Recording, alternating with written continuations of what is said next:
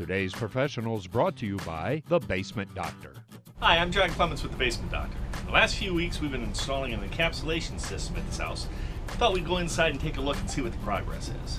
Well, we're in a crawl space here, and you just gotta love the concoction that some people come up with and call it a sump pump. What you're looking at here is a standard little pail that you'd pick up at a box store like a Walmart or something like that, and somebody went and put it in a little hole and put a sump pump in it, drained their discharge line from their condensate line for the AC unit, and well, you can even see that the condensate line's running uphill, so it's probably not draining a whole lot in there. And I suppose that would do good as far as helping you keep the crawl space from totally flooding, but it's not going to do a whole lot as far as keeping it dry. As you look around, well, you can see the pile of dirt here that somebody left behind. Oh, look at the ductwork here. Isn't that gorgeous? You can see the rust and the deterioration that's taken place over the years from all the moisture penetrating in here.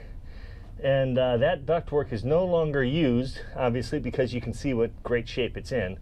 They had to go and put in a whole new furnace system and run it through the ceiling of the building because of the amount of air that was leaking out through the ductwork system here, as well as the damage of what it was blowing into the air as far as the molds and mildews and all of the crud that the people of the building were breathing in.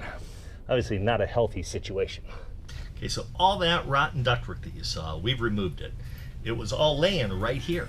All that mold, all that rust, the mildew, the crud that was getting into the air is gone. The crawl space is encapsulated. It's healthy, it's comfortable, and it's going to extend the life of this structure a great deal.